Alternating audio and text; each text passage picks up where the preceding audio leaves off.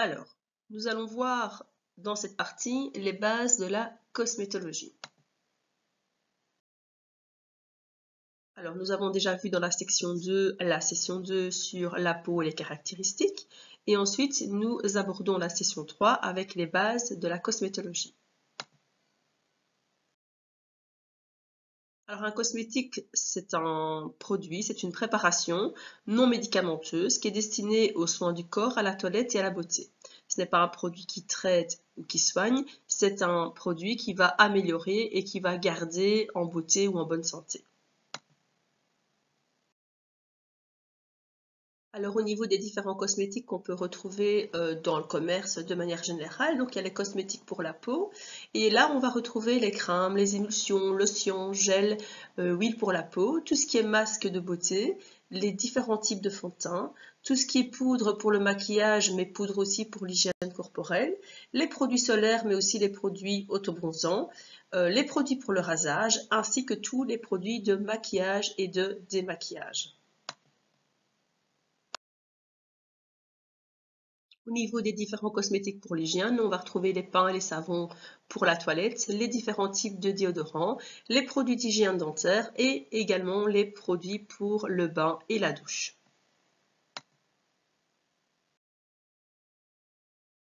Pour les différents cosmétiques capillaires et autres, on va retrouver tous les colorants capillaires ainsi que les produits pour l'ondulation, le défrisage, fixation des cheveux, tous les produits pour le nettoyage des cheveux, pour l'entretien de la chevelure et les produits de coiffage. On va retrouver également les parfums, les eaux de toilette et les eaux de Cologne, les soins dépilatoires ainsi que les produits pour les soins et le maquillage des ongles. Au niveau de la composition de la cosmétique, on va retrouver 4 grandes parties. Les excipients, les adjuvants, les principes actifs et les additifs. Dans les excipients, c'est là où on va retrouver le plus grand pourcentage de la substance dans un produit. Donc c'est vraiment la base du produit, c'est les ingrédients majoritaires du produit.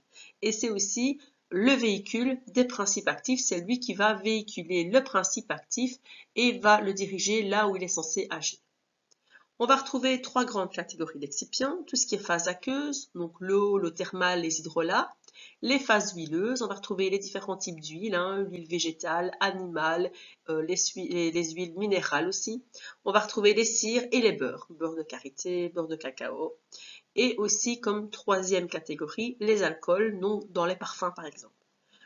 Ensuite, on va retrouver, deuxième grande partie des cosmétiques, les adjuvants. Les adjuvants, on va les retrouver entre 10 et 15% dans la totalité du produit. Et en fait, ils vont maintenir la texture, ils vont assurer la bonne conservation. En fait, ils vont ajouter des propriétés au produit. Donc, par exemple, on va limiter les germes ou l'oxydation en utilisant des agents antimicrobiens et antioxydants. On va pouvoir apporter un peu plus d'eau à la surface de la peau pour limiter le dessèchement grâce aux humectants ou encore épaissir un produit grâce à un gélifiant. Ensuite, il y a les principes actifs. Les principes actifs, c'est eux qui vont assurer l'efficacité, qui vont donner la fonction à un produit. C'est le bienfait, c'est la qualité du produit. Et donc là, on va les retrouver à 1%, même parfois moins dans certains cosmétiques, et jusqu'à 10% dans certains produits fort concentrés, comme dans des sérums par exemple. Et donc, lorsqu'on va vouloir avoir un effet antiseptique, par exemple, on pourrait ajouter de la lavande. Et si on veut un côté hydratant, le produit sera à base d'aloe vera, de concombre, d'acide hyaluronique, etc. Ensuite, en plus de l'excipient, des adjuvants et des principes actifs, on va pouvoir ajouter des additifs. Les additifs, ils sont facultatifs, ça veut dire qu'ils ne sont pas obligatoires. En fait, ils sont là pour inciter à la vente. Donc, c'est des produits qui vont être avec une belle couleur, un parfum agréable. Et donc, les additifs, c'est ça. C'est plutôt les parfums et les colorants.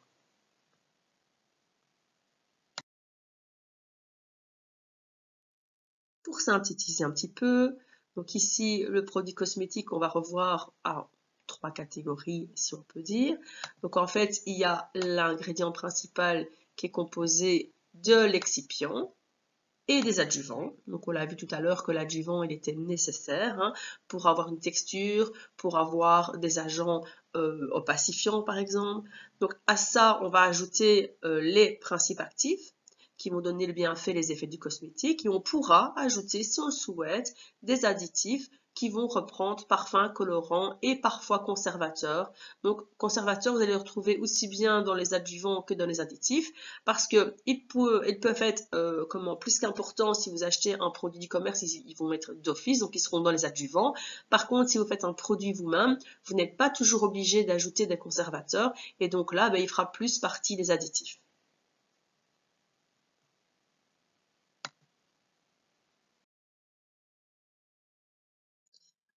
Donc, on a vu c'était quoi une émulsion au niveau de la définition, on a vu les quatre grandes parties, et donc ici, lorsque je vais avoir une émulsion, au départ, je vais avoir un mélange de deux excipients. Donc on a vu les excipients qui pouvaient être soit aqueux, soit huileux, soit de l'alcool, mais ici dans le petit schéma, on voit un mélange d'huile et d'eau.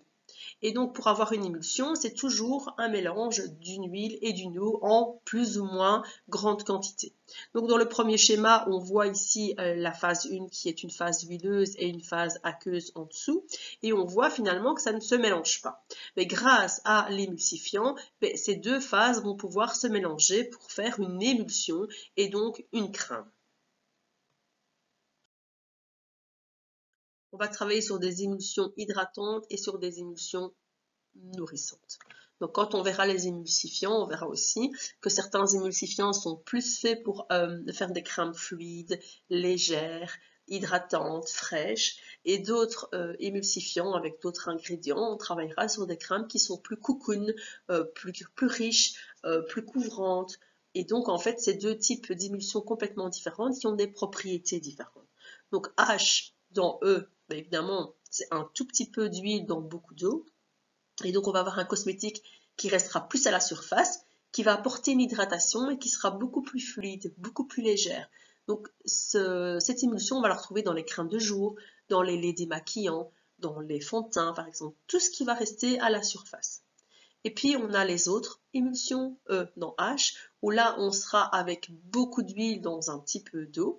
Et donc là, on va retrouver un cosmétique de profondeur. Ça veut dire que comme l'huile va pénétrer, automatiquement, rappelez-vous, hein, dans la session précédente, quand on a vu la barrière cutanée, on a vu que cette barrière était imperméable à l'eau, mais qu'elle laissait passer tout ce qui est huile. Et bien ici, dans ces émulsions, comme il y aura plus d'huile, il y aura une meilleure pénétration. Et donc la pénétration de l'huile va apporter évidemment plus de nutrition dans les couches plus profondes, va véhiculer les principes actifs plus bas aussi, et donc vos crèmes seront aussi plus onctueuses, plus grasses, plus riches. Et donc ces deux types d'émulsions sont vraiment importantes à maîtriser pour pouvoir faire des crèmes de jour, des crèmes de nuit, des crèmes anti-rides, des crèmes fluides, etc. Et donc c'est vraiment important à comprendre.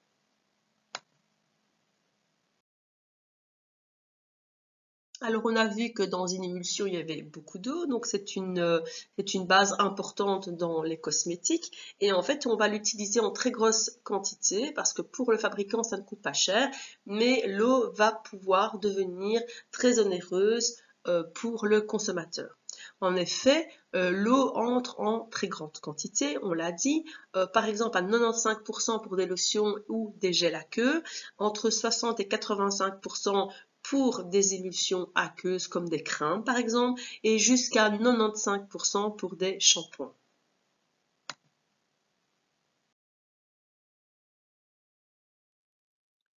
Donc l'eau ici, imaginons qu'on a un gel douche ou un shampoing, ici c'est un shampoing, et donc pour le shampoing L'Oréal ici, j'ai été voir le prix et on l'annonce à 19 € pour 300 ml, donc plus ou moins 56 € le litre, en sachant que dans votre shampoing il y a 95% d'eau, mais finalement vous payez 53 € pour un peu moins d'1 litre d'eau.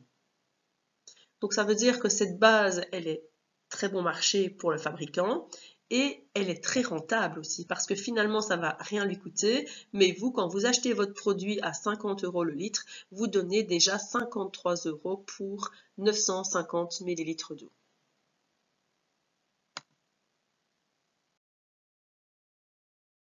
Alors, le choix d'un produit bio ou pas, évidemment, ça c'est une question individuelle et personnelle. Maintenant, je pars du principe que si vous suivez une formation pour réaliser vos produits cosmétiques vous-même, c'est que vous êtes déjà dans un changement où vous souhaitez de moins en moins de produits néfastes pour votre santé et l'environnement. Donc ici, on va voir un petit peu la différence entre le produit conventionnel et le produit bio. Lorsque on va faire des produits faits maison, ben, évidemment, on se rapproche d'un produit bio et pas du tout d'un produit conventionnel. Donc, on sait que la base d'un cosmétique, c'est de l'eau et de l'huile pour faire une émulsion. Et donc, en cosmétique conventionnel, ben, l'eau, ça va être de l'eau simplement distillée, sans aucune propriété. L'huile sera généralement une huile minérale. Pourquoi? Ben parce qu'en fait, elle n'est pas chère. Et donc, ça rapporte beaucoup aux fabricants d'utiliser une huile d'origine minérale. Le problème, c'est que l'huile minérale, elle est issue des déchets de la pétrochimie et on va retrouver des cires synthétiques, de la paraffine ou des huiles de silicone. Donc il n'y a pas de propriété, parfois une propriété occlusive qui peut être intéressante, dans le cas par exemple de la vaseline, mais qui n'a pas de propriété réelle pour le visage. En cosmétique bio, ben, l'eau, elle va être généralement remplacée soit par de l'eau de source, soit par de l'eau florale, une hydrolat aussi, hein, hydrolat ou eau florale, c'est un peu pareil. Et donc, en fait, ça va apporter des actifs déjà avant même d'utiliser des actifs dans vos produits. Donc, avant même de rajouter des principes actifs, vous allez déjà avoir un produit qui va être actif pour votre peau rien qu'en utilisant une eau de source, une eau florale, un hydrolat. Ensuite, au niveau de la phase huileuse, ben, les huiles généralement seront des huiles d'origine végétale. Et donc l'huile de jojoba, d'argan, d'avocat, ben, elles sont naturellement riches en acides gras, en vitamines et de nouveau, elles vont avoir des actifs pour votre peau. Donc, avant même de rajouter quoi que ce soit, en mélangeant uniquement de l'eau et de l'huile, vous avez déjà une émulsion qui est active pour votre peau.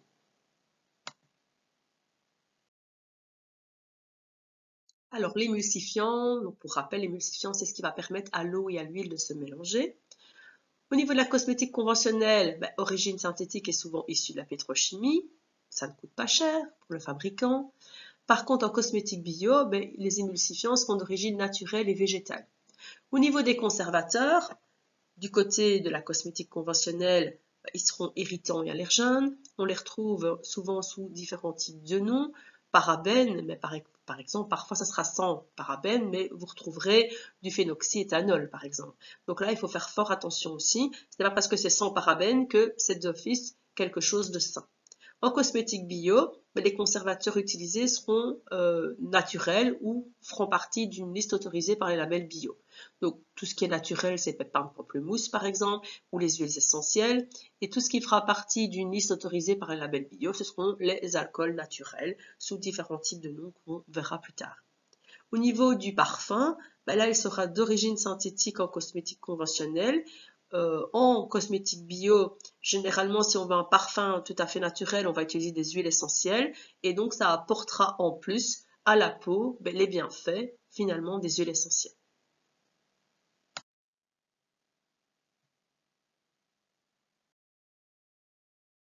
Alors ici, on va parler des produits naturels. Alors pourquoi? Parce que parfois, lorsqu'on voit produits naturels, on se sent en confiance. Eh bien ici, non.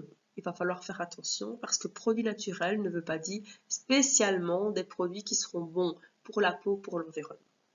Donc un produit naturel, c'est quoi? C'est un produit qui va se composer obligatoirement d'ingrédients naturels, c'est-à-dire des ingrédients qui sont issus de la nature. Ils peuvent être de différentes origines, végétales, animales ou encore minérales. Alors, les ingrédients naturels, ils sont bruts, vivants et actifs. Ils sont généralement obtenus par des extractions mécaniques, broyage par exemple, ou chimiques, mais ils n'ont subi aucune transformation dite chimique. Donc c'est un peu compliqué, mais vous allez comprendre par la suite. Ça veut dire qu'on a pu extraire quelque chose chimiquement, mais qu'on n'a pas modifié finalement sa nature profonde. Donc par exemple, une huile essentielle, elle est extraite du rec végétal, une plante, une écorce, une fleur, via un procédé mécanique avec de la vapeur d'eau. Et donc là, il n'y a pas d'ajout de quelque solvant que ce soit, et donc on n'a pas dénaturé ou modifié chimiquement le végétal originel. Donc là, on est dans les produits naturels. Ensuite, il y a les ingrédients d'origine naturelle. Donc produits naturels et d'origine naturelle. Les ingrédients d'origine naturelle, ils ont subi une transformation chimique, mais primaire. Ça veut dire quoi? Ça veut dire que ce n'est pas forcément mauvais. Donc par exemple, les émulsifiants ou les émulsionnants sont des ingrédients d'origine naturelle. Ils ont été confectionnés à partir d'ingrédients naturels avec une transformation chimique primaire. Donc une transformation chimique primaire, ça peut être la fermentation par exemple, ou la saponification pour ceux qui connaissent le principe de saponification à froid pour faire les savons. Donc ça, c'est un procédé chimique qui va transformer, mais qui ne va pas altérer la qualité du produit.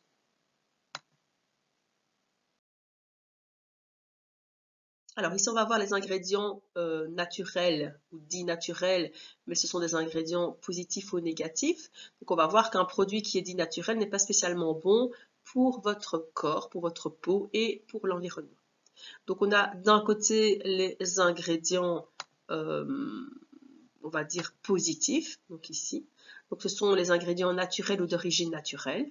Et donc on va retrouver soit des ingrédients naturels non transformés du tout, ou transformés par des procédés mécaniques ou chimiques primaires. Je rappelle, ça ne modifie pas les effets, les bienfaits de vos produits. Par contre, on va aussi retrouver des ingrédients naturels, mais dits négatifs. Pourquoi? Parce qu'en fait, ils sont issus de la chimie lourde.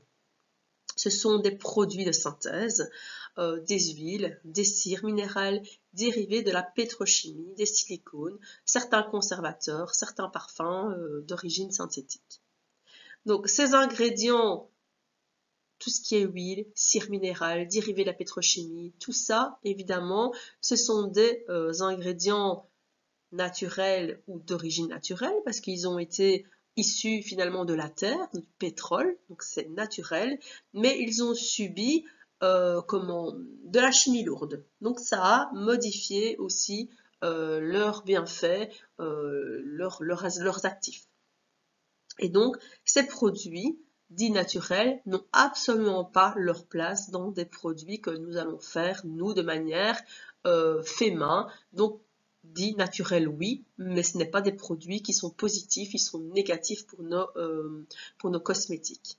Alors, il faut savoir quand même que certaines matières premières synthétiques sont autorisées par certains labels pour les conservateurs, par exemple, parce qu'on ne trouve pas d'équivalent vraiment naturel à ces conservateurs. Donc, on va le voir, par exemple, avec le Goscar. Le Goscar, c'est un conservateur que j'utilise beaucoup parce qu'il fonctionne très bien lorsqu'on fait des produits en plus grosse quantité. Il n'est pas naturel, il est d'origine synthétique, mais il est autorisé au niveau de tout ce qui est bio.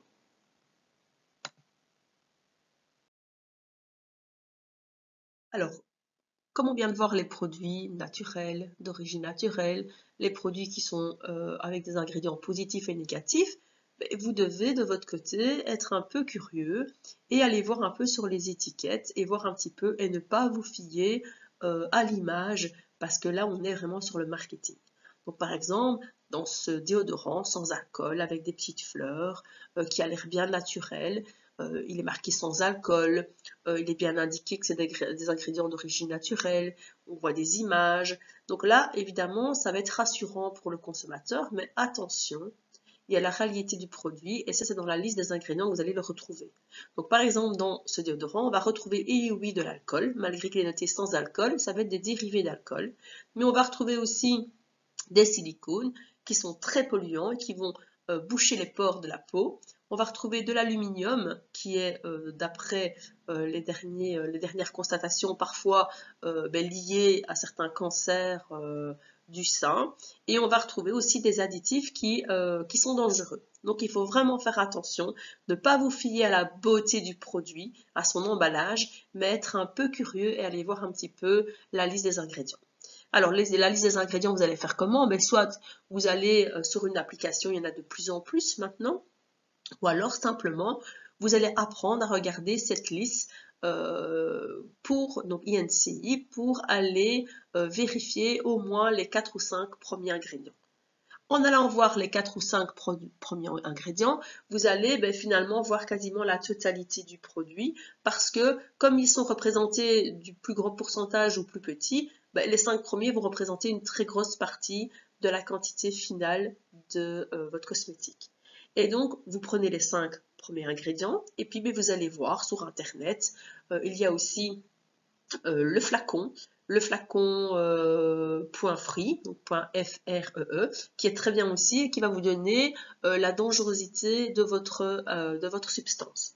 Donc ça, c'est important aussi, c'est qu'à partir du moment où vous allez fabriquer vos cosmétiques vous-même, il faut un petit peu être curieux et aller voir les ingrédients qui ne sont pas naturels et qu'il faut éviter. Donc cette fameuse liste qui figure obligatoirement sur le produit cosmétique ou sur le packaging secondaire s'ils sont emballés par plusieurs parfois, elle est obligatoire et elle est écrite par ordre décroissant. Ça veut dire que la quantité la plus importante va se retrouver tout au-dessus de la liste. Et c'est la raison pour laquelle, en prenant les 4 ou 5 premiers produits, vous allez avoir quasiment l'entièreté du produit. Donc, on s'y retrouve comment? Soit avec des applications, comme je vous l'ai dit tout à l'heure. Donc, je vous en ai mis quelques-unes ici plus bas. Ou alors, vous pouvez aller sur le flacon ou encore sur Internet, simplement taper les noms que vous ne connaissez pas. Donc, en faisant ça plusieurs fois, évidemment, il y a certains noms qui vont revenir et tout doucement, vous allez apprendre à les reconnaître plus facilement.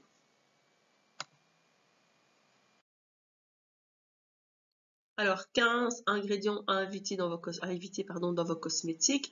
Là, évidemment, je vous ai mis les noms principaux et les différents termes que vous allez retrouver dans la liste ANC pour vous aider, évidemment, à vous y retrouver plus facilement parce que ils utilisent évidemment des termes très compliqués pour faire en sorte qu'on ne s'y retrouve pas. Et donc, le plus simple, c'est d'aller voir, parce que les apprendre par cœur, c'est quasi impossible. Donc, ce document, vous allez pouvoir le retrouver dans les fichiers téléchargeables.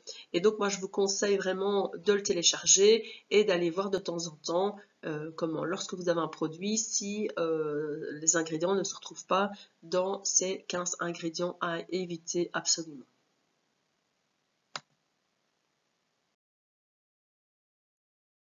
Donc vous allez me dire, alors il n'y a pas de souci, on va faire les cosmétiques soi-même et il n'y aura pas de danger. Ah ben non. Même quand on fait ses propres cosmétiques, il y a des dangers et donc il faut faire très attention. On a déjà vu sur Internet pas mal de problèmes graves liés à des recettes et donc soit les recettes n'ont pas été vérifiées, soit les recettes ont été transformées. Donc par exemple ici, je vous ai mis un petit exemple de 2 femmes qui ont été brûlées quand même sur plus de 50% de leur corps parce que simplement elles avaient utilisé un autobronzant fait maison et qu'elles avaient utilisé des feuilles de figuier. Sauf que la sève de cet arbre contient évidemment des molécules qui sont très photosensibilisantes. Ça veut dire quoi? Ça veut dire que lorsqu'on va au soleil avec, on peut se retrouver avec une sensibilisation et même des brûlures dans ce cas-ci. Et donc, la teneur doit être limitée dans le produit. Et ces dames n'ont pas respecté cette teneur, ont peut-être ajouté plus pour pouvoir finalement bronzer mieux. Et finalement, elles se sont retrouvées complètement brûlées sur la moitié de leur corps. Pareil pour la cannelle, la cannelle c'est une huile essentielle et donc on peut se dire il n'y a pas de souci, c'est une huile essentielle et donc c'est tout à fait naturel et donc on va pouvoir faire par exemple des masques pour le visage. Et c'est ce que certains ont fait aussi et donc qu'est-ce qu'il y a eu comme problème? Que c'est la cannelle, que ce soit sous forme d'huile essentielle ou même sous épices, le problème c'est que ça dépend quelle cannelle c'est. Et si elle est constituée de l'écorce, c'est la plus forte et donc en fait cette cannelle est très dermocaustique. Ça veut dire quoi? Ça veut dire qu'elle peut brûler la peau, provoquer des allergies aussi, mais surtout brûler la peau. Donc il faut faire attention lorsqu'on va faire des recettes. C'est pour ça que je vais vous mettre des précautions et des contre-indications. Et je vous demande vraiment de les suivre à la lettre et de ne pas augmenter le pourcentage d'huile essentielle, d'actifs en vous disant que ça fera plus d'effet, ou de changer une huile par une autre en se disant ben, c'est pas grave, je n'ai pas celle-là, je vais en prendre une autre. Et donc les recettes ici, elles sont faites de manière simple et facile à suivre, mais il faut les respecter. Alors si vous ne les respectez pas, soit c'est parce que vous y connaissez et que vous savez ce que vous faites, ou soit simplement vous avez pris des avis chez des personnes qui ont été formées en aromathérapie ou d'autres personnes bien formées. Mais sinon, restez bien dans les lignes de cette recette et n'y sortez pas sous peine d'avoir des problèmes et certains dangers.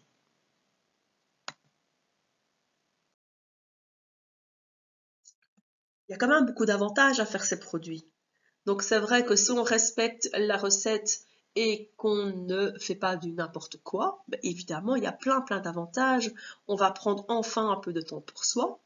Ben c'est vrai que préparer ces recettes pour soi, ben c'est un petit moment de détente et on va être loin de tout ce qui est pression quotidienne, etc. On va pouvoir penser à soi. On va pouvoir prendre soin de sa santé en évitant plein de substances qui ne sont pas bonnes pour la santé. On va faire des économies. Donc évidemment qu'au début, il va falloir acheter un matériel minimal. Hein, donc je ne demande pas d'acheter vraiment beaucoup de matériel, mais il y a un minimum à acheter qu'il faudra investir au début. Mais après, finalement, ça va resservir et vous allez vite rentabiliser. C'est gratifiant parce que quand on utilise un produit qui est efficace, et encore plus quand quelqu'un l'essaye et vous dit oh, il est super, ce gel, elle est très chouette, cette crème, vous allez voir que c'est très gratifiant et que finalement, ça vous donne un petit grade de quelqu'un qui connaît et qui sait faire des choses qui sont utiles pour elle et pour les autres aussi. C'est efficace, ça c'est vraiment le gros point. Ça veut dire que par les produits que vous allez mettre, les substances que vous allez mettre dans vos produits, toutes ces substances vont être bénéfiques pour la peau. Et donc, ça va augmenter vraiment la qualité du produit.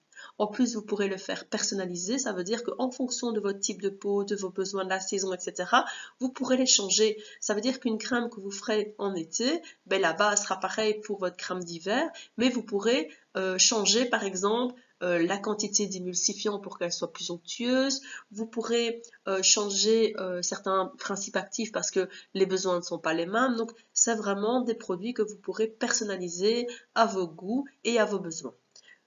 On peut partager et offrir. Attention, on ne peut pas vendre les produits qu'on fait soi-même, je le rappelle, hein, c'est interdit. Mais on peut les partager, on peut les offrir.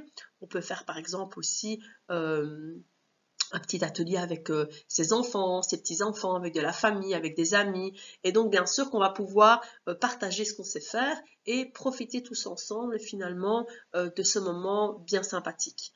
Au niveau écologique, ben évidemment, il y aura moins de composants et ils seront moins mauvais aussi pour l'environnement. Et donc, ça sera beaucoup plus écologique. On travaillera aussi sur les contenants. On va récupérer les contenants. Et donc, automatiquement, ben, il y aura moins de déchets aussi dans vos poubelles. Moins de gaspillage.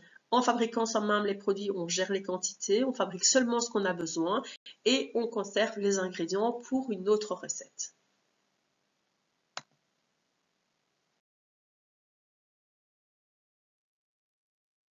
Voilà la fin de la session 3 sur les bases de la cosmétologie et je vous attends pour la session 4.